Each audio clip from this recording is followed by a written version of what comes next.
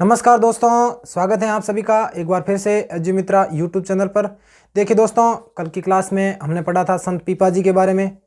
पीपा जी के बारे में जो भी इम्पोर्टेंट क्वेश्चन एग्जाम में पूछे जाते हैं उन्हें हमने अध्ययन किया था। आज रामानंद जी के एक चेले रैदास जी के बारे में दोस्तों पढ़ेंगे अपन। देखिए, रैदास जी वही थे जो रामानंद और रैदास जी के साथ में पीपा जी कहाँ गए थे? द्वारका। याद रखना, ये पॉइंट मैंने वहाँ भी लिखा रखा था। अब रामानंद जी के एक और चेले हैं संत रैदास जी। इंपॉर्टेंट बात यह है कि इनकी जाति चमार या चर्मकार जाति के थे। ये इंपॉर्टेंट बात है, चमार या चर्मकार जाति के थे। इनका जन्म काशी में हुआ था दोस्तों। काशी इनका जन्म स्थान, इनकी मृत्यु वाराणसी। मृत्यु वाराणसी। काशी में इनका जन्म हुआ था, मृत्यु हुई थी वाराणसी भी। सबसे इंपॉर्टेंट बात यह है कि मीराबाई के बुलाने पर ये चित्तौड़गढ़ आए थे। मीराबाई ने इन्हें बुलाया था चित्तौड़गढ़ में सत्संग हेतु। तो मीराबाई के बुलाने पर चित्तौड़गढ़ आए थे। मीराबाई के बुलाने पर चित्तौड़गढ़ आए थे। चित्तौड़गढ़ आए थे। ये मीराबाई के आध्यात्मिक गुरु कहे जाते हैं, के आध्यात्मिक गुरु कहे जाते हैं। और इनकी चित्तौड़गढ़ के अंदर एक छतरी भी बन रखी है। ये भी बात थोड़ी ध्यान रख लेना, इनकी छतरी चित्तौड़गढ़ के अंदर। इनका एक पेनोरमा बन रखा है। क्वेश्चन आ रखा है एग्जाम के अंदर कि संत रैदास का पेनोरमा कहाँ बन रखा है? तो याद रखना, चित्तौड़ी खेड़ा चित्तौड़गढ़। चित्तौड़ी खेड़ा चित्तौड़गढ़। ये थोड़ी सी एक बात याद रखना आप, ठीक है। इसके अलावा इन्होंने एक, इनके जो भजन है वो सिखों का धार्मिक ग्रंथ है एक, गुरु ग्रंथ साहिब। गुरु ग्रंथ साहिब सिखों का धार्मिक ग्रंथ गुरु ग्रंथ साहिब में संकलित है। गुरु ग्रंथ साहिब में संकलित है, ये ध्यान रखना, ठीक है। इनके कल अपन ने पढ़ा था पीपा जी के भजन भी इसी में संकलित है, गुरु ग्रंथ साहिब में। संत धना जी के आगे पढ़ेंगे, वो भी भजन इन्हीं में संकलित है। तो याद रखना, इनके भजनों की अगर संख्या की अपन बात करें तो 30 भजन थे। ये थोड़ी सी बात आप ध्यान रख लेना, ठीक है। ये उसके अलावा अपन रैदास जी के बारे में कुछ और बातें करते हैं। तो रैदास जी ने या रैदास जी के उपदेश एक ग्रंथ में संकलित हैं जिसे कहते हैं संत रैदासरी पर्ची। संत रैदासरी पर्ची, इसमें संत रैदास जी के उपदेश संकलित है। ये बात थोड़ी सी आप ध्यान रख लेना।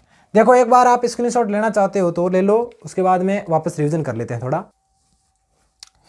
एक इनके बारे में कुछ फैक्ट और है, वो आप याद रखना। इन्होंने एक संप्रदाय चलाया था, इनके नाम पर ही संप्रदाय, जो रैदास जी को मानते थे वो रायदासी कहलाए। ये ध्यान रखना, रायदासी संप्रदाय। इनके नाम पर एक संप्रदाय चलाया गया था जिसे अपन ने कह दिया रायदासी संप्रदाय। इनका एक उपनाम और मिलता है, रैदास जी को ही कहा गया रविदास या रायदास। ये ध्यान रखना, या इन्हें कहा गया रायदास। एक संत रैदास जी की कुटी स्थित है, रविदास की कुटी। कहा जाता है कि इस कुटी के अंदर रविदास जी या रैदास जी कुछ समय के लिए रुके थे। वो मांडोगढ़ चित्तौड़गढ़ के अंदर स्थित है। मांडोगढ़ के अंदर स्थित है। ये थोड़ी सी बात आप ध्यान रख लेना इनके बारे में, ठीक है। उसके अलावा अगर अपन बात करें तो मीराबाई इनकी शिष्या थी। इसके अलावा और बात करें तो चित्तौड़गढ़ की एक रानी थी शिला, रानी शिला। ये भी इनकी शिष्या रह चुकी थी। मीराबाई तो आपको पता ही है कि मीराबाई इनकी शिष्या थी। देखिए दोस्तों, वापस रिपीट कर लेते हैं पूरा। रैदास जी का जन्म काशी में हुआ था, इनकी मृत्यु वाराणसी में। चर्मकार या चमार जाति के थे। इनके भजन गुरु ग्रंथ साहिब में संकलित हैं। टोटल 30 भजन थे। इनके उपदेश संत रैदास की पर्ची स्वयं का ग्रंथ था, उनके अंदर संकलित है। उसके अलावा अगर बात करें तो मीराबाई के आध्यात्मिक गुरु थे। मीराबाई के बुलाने पर ही ये चित्तौड़गढ़ आए थे। इनका एक नाम मिलता है रविदास या रायदास भी कहते हैं। इन्होंने संप्रदाय चलाया था, रायदासी संप्रदाय। उसके अलावा इनकी छतरी चित्तौड़गढ़ में। ये इंपॉर्टेंट पर्सन है, कई बार आ चुका है एग्जाम में। इनकी एक और शिष्या थी, शिष्या का नाम था रानी शिला, मीराबाई के अलावा। ये बात थोड़ी ध्यान रखना, ठीक है। एक रविदास कुट्टी फेमस है, जहां पर कहते हैं कि इन्होंने कुछ कुटिया बनाकर कुछ दिन व्यतीत किए थे मांडोगढ़ में। संत रैदासरी पर्ची ग्रंथ है, पेनोरमा बन रखा है चित्तौड़ी खेड़ा चित्तौड़गढ़ के अंदर। एक बार ढंग से इसका स्क्रीनशॉट ले लो, उसके बाद में नेक्स्ट संत पर चलते हैं। देखिए आगे चलते हैं अपन नेक्स्ट संत के ऊपर। तो रामानंद जी के एक चेले थे धन्ना जी। इनके गुरु का नाम वापस लिख देता हूं, रामानंद जी।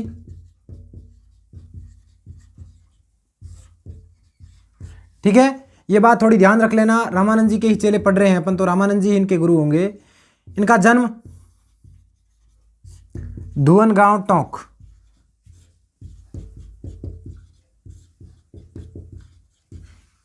इनका मंदिर ये भी धुवन गांव टोंक के अंदर स्थित है। एक और मंदिर पड़ता है, अगर अन्य मंदिर की बात करें तो एक बोरानाडा जोधपुर में भी इनका मंदिर स्थित है। सबसे इंपॉर्टेंट बात है कि निर्गुण भक्ति धारा के राजस्थान के प्रथम संत थे, यह बात ध्यान रखना। निर्गुण भक्ति धारा के राजस्थान के प्रथम संत। निर्गुण भक्ति धारा की अलख जगाने वाले प्रथम संत थे पीपा जी, और निर्गुण भक्ति धारा के राजस्थान के प्रथम संत कौन थे? तो धन्ना जी, ये बात ध्यान रखना। इनके जो शिष्य थे उनको द्वारा एक मंडली बनाई गई थी, परमहंस मंडली। इनके अनुयायियों द्वारा बनाई गई थी मंडली, ये ध्यान रखना। परमहंस मंडली किसकी थी? तो याद रखना संत धन्ना जी के चेलों की थी। ये थोड़ी सी बात याद रखना। इन्होंने भगवान कृष्ण के साथ हठपूर्वक भोजन किया था। कृष्ण के साथ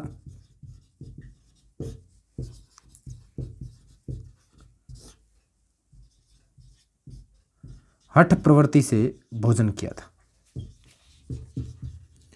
ये थोड़ी सी बात याद रख लेना। एक और बात, इनका पैनोरमा भी बन रखा है, ये भी धुवन गांव टोंक के अंदर स्थित है।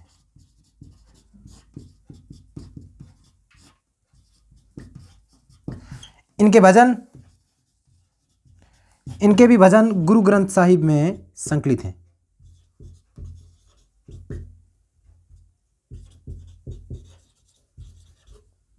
ठीक है, ये थी धन्ना जी के बारे में कुछ बातें जो इंपॉर्टेंट थी, स्क्रीनशॉट ले लो। उसके बाद आगे चलते हैं।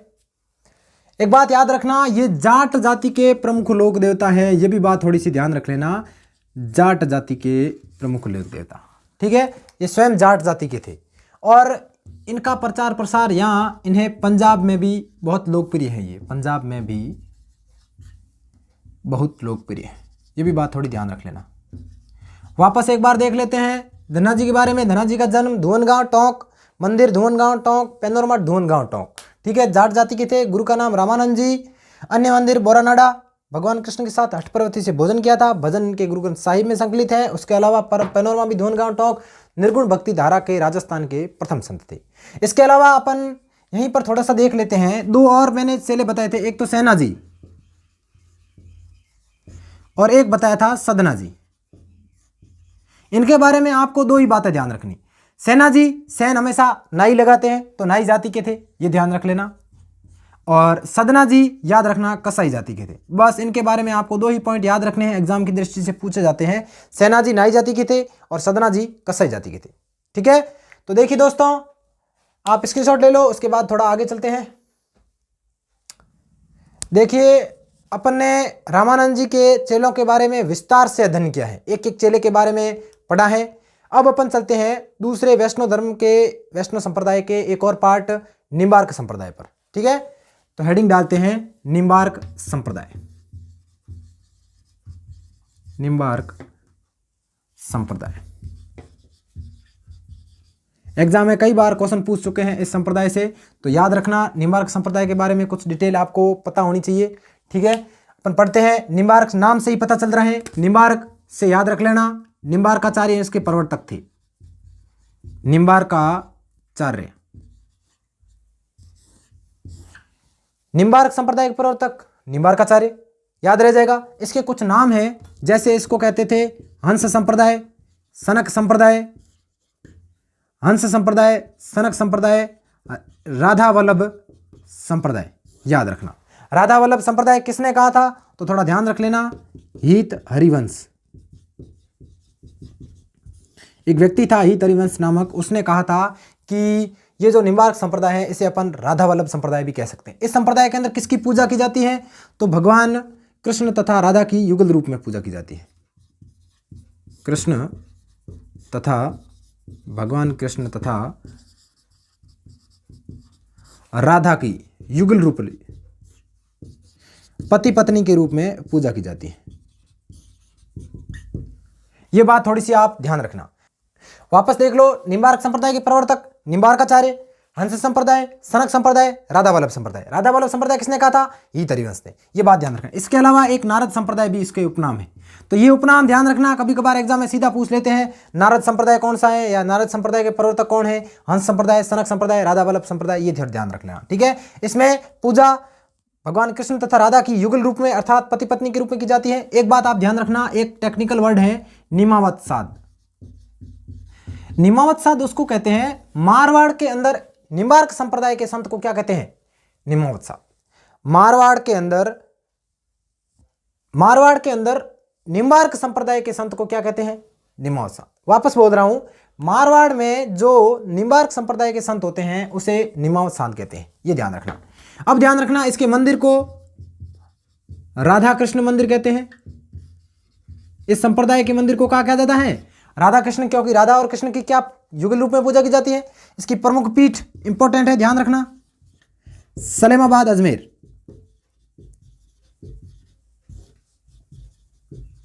और यहीं इस पीठ पर मेला लगता है राधा अष्टमी के दिन।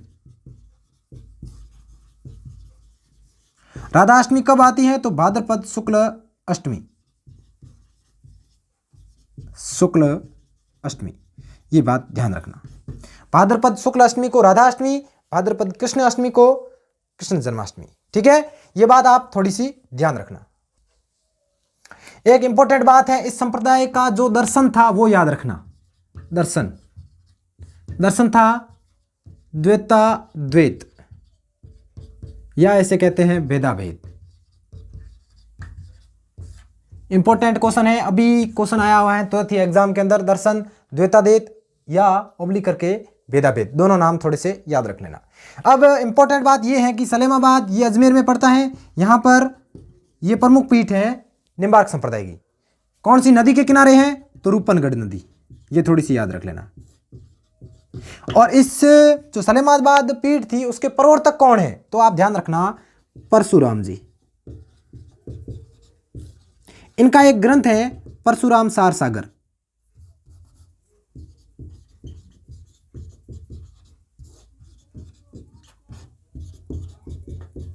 ये इंपॉर्टेंट चीज है, ये एग्जाम के अंदर क्वेश्चन पूछा गया है, ये थोड़ा सा ध्यान रख लेना। इस सलेमाबाद पीठ के प्रवर्तक कौन है? परशुराम जी।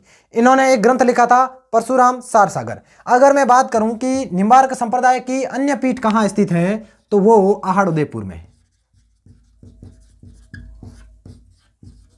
आहड़ उदयपुर, ये भी बात याद रख लेना, ठीक है। निम्बार्क संप्रदाय की अन्य पीठ कहां स्थित है? आहड़ उदयपुर में। निम्बार्क संप्रदाय की प्रमुख पीठ कहां स्थित है? रूपनगढ़ नदी के किनारे अजमेर के अंदर। रूपनगढ़ नदियों में पढ़ेंगे आगे, किशनगढ़ से इसका उद्भव होता है, ठीक है। परशुराम जी इनके सलेमाबाद पीठ के प्रवर्तक थे। परशुराम सार सागर ग्रंथ लिखते हैं। मेला राधाष्टमी के दिन लगता है, याद रख लेना थोड़ा सा, ठीक है। राधाष्टमी आती है, भाद्रपद शुक्ल अष्टमी को सलेमाबाद में लगता है। राधा और कृष्ण की युगल रूप में पूजा की जाती है। नारद संप्रदाय, हंस संप्रदाय, सनक संप्रदाय, राधा वल्लभ संप्रदाय। इस राधा वल्लभ, इसको नाम हीतरिवंश ने दिया था। इसके मंदिर या इन संप्रदाय के मंदिर को राधा कृष्ण मंदिर भी कहते हैं। एक दर्शन था द्वैताद्वैत या भेदाभेद, ठीक है दोस्तों। तो ये था निम्बार्क संप्रदाय। उसके अलावा हरिदास जी के बारे में, धन्ना जी के बारे में, सदना जी, सेना जी के बारे में भी अपन ने आज पढ़ा है क्लास के अंदर। देखिए दोस्तों, आपको ये क्लास पसंद आई होगी। अगर पसंद आई है तो लाइक कीजिएगा, सब्सक्राइब कीजिए चैनल को, बेल आइकन की घंटी प्रेस कीजिए और ऑल पर क्लिक कर लेना, जिससे आपको सभी नोटिफिकेशन भी मिल सके। अगर कोई डाउट हो तो कमेंट के अंदर कमेंट लिखिएगा और हमें बताइएगा, ताकि हम उसका आपका सॉल्यूशन कर सकें, ठीक है। नमस्कार। देखिए दोस्तों, आप सभी अगर राजस्थान कॉम्पिटिटिव एग्जाम की तैयारी कर रहे हैं तो हमारे ऑफलाइन कोर्स को भी आप ज्वाइन कर सकते हो। देखिए, हमारा ऑफलाइन कोचिंग स्नेहासी सक्सेस पॉइंट जो बीकानेर के अंदर स्थित है, बीकानेर से आप कोई भी हो तो अगर आप एलडीसी की तैयारी करना चाहते हैं, एलडीसी की बहुत बड़ी वैकेंसी आ रही है राजस्थान गवर्नमेंट के अंदर। 4 साल बाद 2018 के बाद वापस ये वैकेंसी हमें देखने को मिली है। तो आप अगर चाहते हैं इस एलडीसी में हम गवर्नमेंट सर्वेंट बन जाएं तो ज़रूर ज्वाइन करें हमारे ऑफलाइन बैच को। Offline batch Shri Ram sir Bikaner के अंदर चलता है, सरकारी स्कूल के पीछे एड्रेस है। और देखिए दोस्तों, हमने एलडीसी का एक बैच लगाया है। बैच के अंदर देखो दोस्तों, अच्छी अच्छी फैकल्टी आपको अच्छे से पढ़ाएगी, Hindi, English, science, math, GK अच्छे से अमन ऑफलाइन बैच में एक एक डाउट को क्लियर करते हुए पढ़ते हैं। उसके साथ सबसे इंपॉर्टेंट बात होती है एग्जाम की दृष्टि से, वो है फ्री टेस्ट सीरीज। आप इस टेस्ट सीरीज को दिसंबर तक एग्जाम है एलडीसी का, एग्जाम डेट भी आरएसएसएमई ने तय कर दी है, दिसंबर के अंदर है। तो अब से दिसंबर तक काफ़ी टाइम भी आपके पास, बहुत लंबा टाइम पीरियड है, कम से कम 10 महीने पड़े हैं। 10 महीने में मैं मानता हूं कि एक अच्छी तैयारी करके आप गवर्नमेंट सर्वेंट बन सकते हैं। देखिए यहाँ पर फ्री टेस्ट सीरीज चलती है हमारे सन्यासी सक्सेस पॉइंट के अंदर, तो आप इस टेस्ट सीरीज को भी ज्वाइन कर सकते हो। जो इस बैच को ज्वाइन करेगा उसे दिसंबर तक टेस्ट सीरीज भी फ्री में दी जाएगी। ठीक है, तो ये है हमारा एलडीसी का एक नया बैच। आप सबका ज्वाइन करने के लिए आप अगर चाहते हो तो संपर्क करें। 14 मार्च से नया बैच स्टार्ट हो रहा है, और अगर आप चाहते हैं कि मैं ये बैच ज्वाइन करना चाहता हूं तो ये नंबर है, इस नंबर पर कॉल करके सबसे पहले अपनी सीट को रिजर्व करवाएं। ठीक है, ठीक है दोस्तों, तो ये वीडियो भी देखते रहिए, अपने दोस्तों को शेयर करते रहिए, जिससे यूट्यूब चैनल के अंदर हमारे को भी फायदा होगा और आपको भी फायदा होगा। ठीक है, नमस्कार।